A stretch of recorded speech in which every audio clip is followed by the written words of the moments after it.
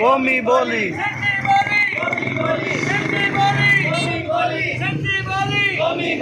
ॿोलियुनि जे आलमी ॾियारे जे तसलसल सां पूरी दुनिया सां गॾु ठारू शाह में ॾियारो मल्हायो वियो।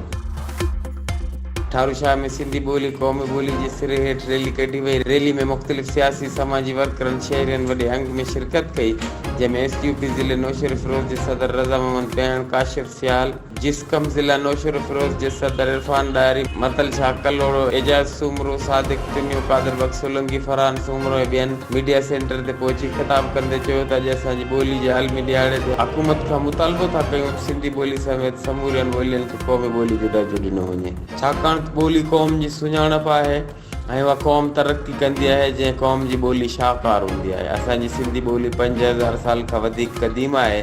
सिंधी ॿोली खे क़ौमी ॿोली जो दर्जो ॾेई सिंध में तालीमी निसाब सिंधी में पढ़ण जे इदारनि खे पाबंद कयो वञे। ॿी सूरत में सख़्तु एहतजाज कंदासीं।